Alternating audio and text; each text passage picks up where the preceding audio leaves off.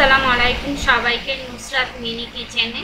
আজকে আমি তৈরি করে দেখাবো আপনাদেরকে ফ্রাই চিকেন। তবে আজকে ফ্রাই চিকেনটা তৈরি করে দেখাবো ঘরে থাকা একদম সাধারণ কিছু মশলা দিয়ে, কোনো প্রকার স্পেশাল মশলা ছাড়াই ঘরে থাকা সাধারণ মশলা দিয়ে এইভাবে রেস্টুরেন্ট স্টাইলে ফ্রাই চিকেন তৈরি করবেন, সেভাবেই আজকে তৈরি করে দেখাবো। আশা করি রেসিপিটি আপনাদের ভালো লাগবে। এখানে আমি কিছু চিকেন নিয়েছি আর চিকেনটা স্কিন সহ নিয়েছি। সাধারণত ফ্রাই চিকেন করার জন্য স্কিনটা ব্যবহার করা হয়। স্কিন সহ নিলে খেতে মজার হয় আর জুসিনেসটাও বজায় রাখে। এখন আমি দিয়ে দিলাম 1 চামচ আদা বাটা, 1 চামচ রসুন বাটা, 1 চামচ লাল মরিচের গুঁড়া আর 1 চামচ গরম মশলা, আর দিয়ে দিচ্ছি 1 চামচ ভিনেগার।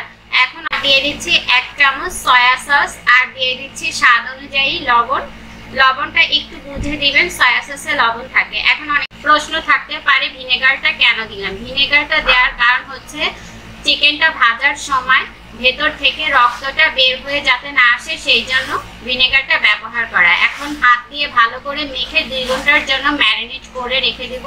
এখন একটা পাত্রে আমি বেশ কিছুটা ময়দা নিয়ে দিয়ে দিচ্ছি 1 চামচ কর্নফ্লাওয়ার, 1/2 চামচ মরিচের গুঁড়া আর পরিমাণ মতো লবণ। তারপরে এগুলোকে একত্রে ভালো করে একটু মিশিয়ে নিব। আর এটাই হচ্ছে আমরা যে ফ্রাই চিকেনের জন্য যে ময়দার পুডিংটা ব্যবহার করব, সেই মিশ্রণটা রেডি হয়ে গিয়েছে।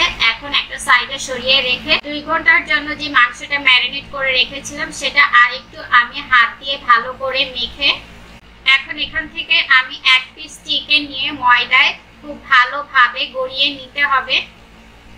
আর ময়দাটা একটু উপর দিয়ে ছড়িয়ে দিয়ে তারপরে আলতো হাতে চেপে চেপে ময়দাটাকে কোট করে নিতে হবে। দেখতেই পাচ্ছেন আমি কাজটা কিভাবে করছি। ময়দাটা দিয়ে খুব ভালোভাবে কোট করা হয়ে গেলে তারপরে এক্সট্রা ময়দাটা এইভাবে আলতো হাতে ঝেড়ে ফেলে দিতে হবে। দেখতেই পাচ্ছেন। এখন আমি একটা পাত্রে বেশ কিছুটা পানি নিয়েছি।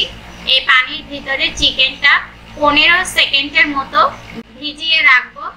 তারপর আবারও পানি থেকে তুলে আমি আবারও ময়দার ভিতরে দিয়ে আলতো হাতে চেপে চেপে আমি ময়দায় কোট করে নিব চিকেনটা। উপর থেকে ময়দা ছড়িয়ে দিয়ে তারপরে আলতো হাতে চেপে চেপে চিকেনটা কোট করে নিতে হবে। আপনারা দেখে বুঝতে পারছেন আমি কাজটা কিভাবে করছি। খুবই আলতো হাতে এই কাজটা করতে হবে।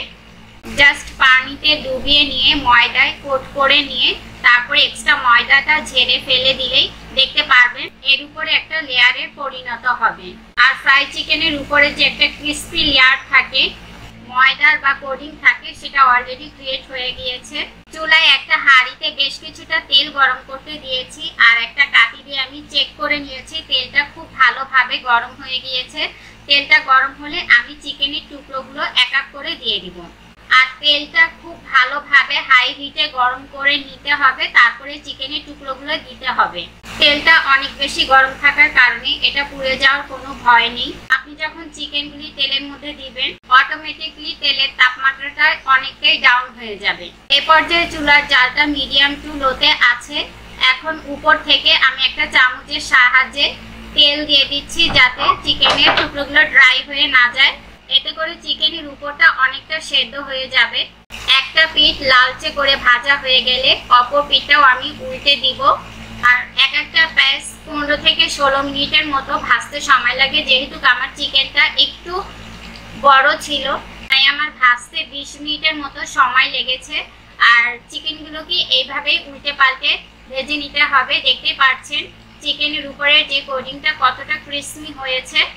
আর আমি কাটি দিয়ে চেক করে নিয়েছি চিকেনটা খুব ভালোভাবে সেদ্ধ হয়েছে। এখন এগুলোকে আমি তেল থেকে তুলে নিচ্ছি। এই তো তৈরি হয়ে গেল আমার ঘরে থাকা সাধারণ কিছু উপকরণ দিয়ে রেস্টুরেন্ট স্টাইলে ফ্রাই চিকেন। আর এটা খেতে খুবই মজার হয়ে থাকে। আপনারা বাসায় তৈরি করলে তাহলেই বুঝতে পারবেন যে এটা খেতে কতটা মজার হয়। আমি আপনাদেরকে একটু ভেঙে দেখাচ্ছি কতটা ক্রিস্পি আর সেদ্ধ হয়েছে ভেতরটা। আশা করি দেখে বুঝতে পারছেন।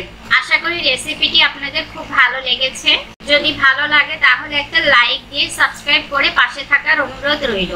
আজকের মতো এখানে বিদায় নিচ্ছি। সবাই সুস্থ থাকবেন, ভালো থাকবেন। আল্লাহ হাফেজ।